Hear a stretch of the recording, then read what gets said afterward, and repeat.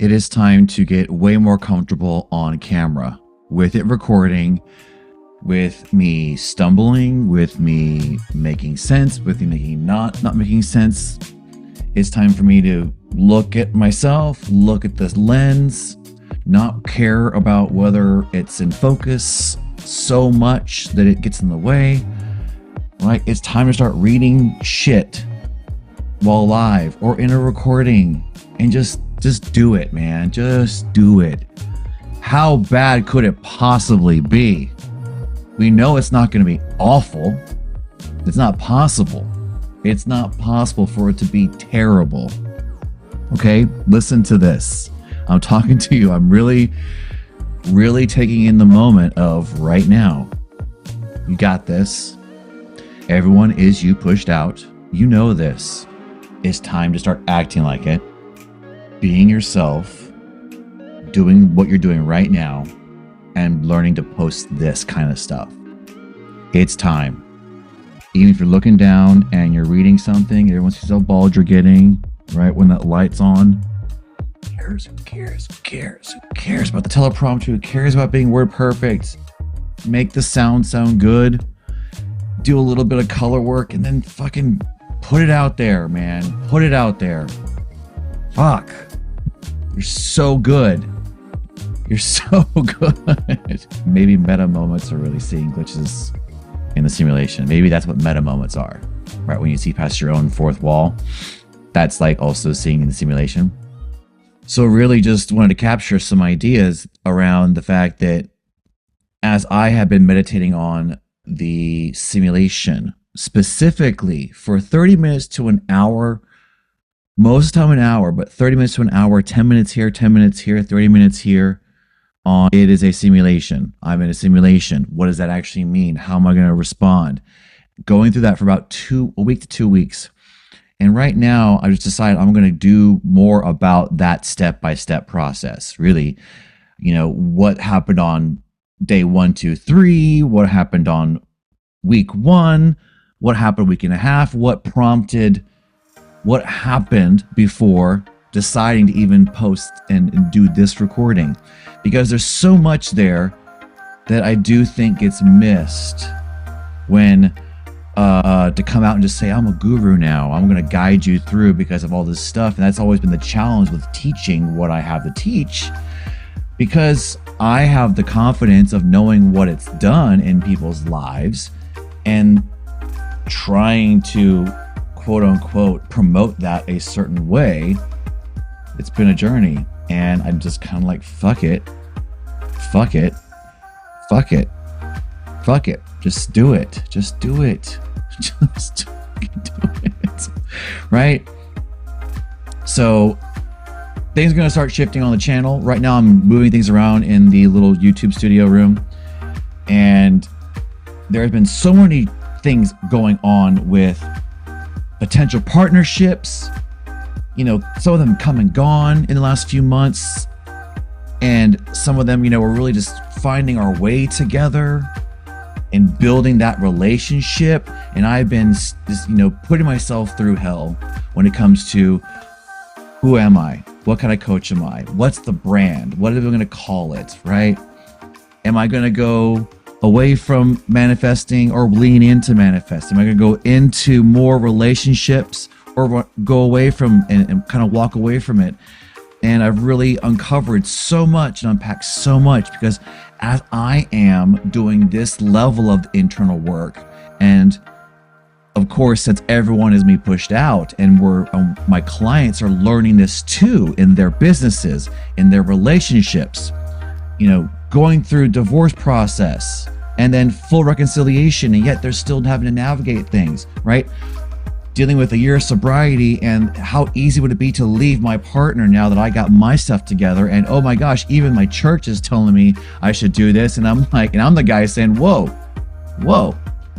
everything you've been through has prepared you for this step. Don't just do your healing and run. That's easier. That's just easier.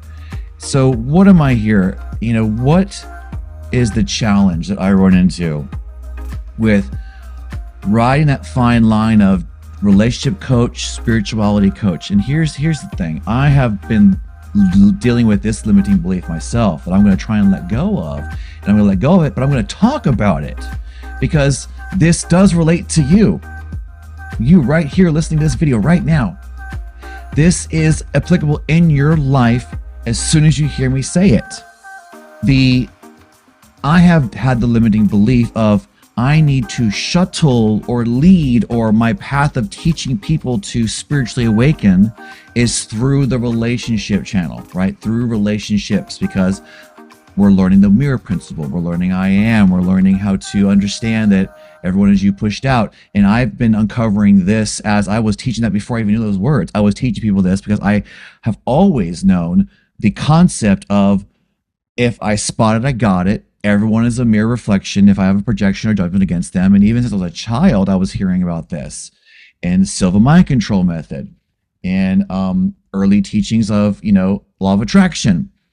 And so to me, I grasped very clearly long before I met men's work where they were using that language too. And also in Buddhism, I'm a member of the Soka Gakkai International, for well over 15 years. I've been a practicing Buddhist, as well as I believe in many of my Christian principles that I grew up with. And I just really expanded my concept of what I believe the universe is and what God is or isn't, and less attachment to the words, making sure I get the words exactly right and watching out for the shoulds. So what I noticed during the pandemic is that more people opened up. This is not new news. There's a lot of people talking about that. More people were forced to, given the opportunity to look in the mirror, which is, in my language, the relationship right in front of them, and they couldn't get away, and were forced to deal with these things. And a lot of them went through an awakening process. So what I've noticed in the relationship coaching side of my business, as a divorce coach, as a relationship coach, it became more easy and natural to shift to manifesting and spirituality, because I had my own clients showing up saying, I'm going through this divorce process, and yeah, it is my fault. I cheated. My husband, my wife, they learned to forgive me and they woke up spiritually. And now what do? I'm like, great. So yeah, we are finding more and more people understanding what I believe is the core of everything I believe and ever will believe, no matter what niche I go into or how it changes, is that relationships fundamentally are always the exact reflection of what you got going on inside of you, period. End of story. And any other argument around it, for or against, it's all valid.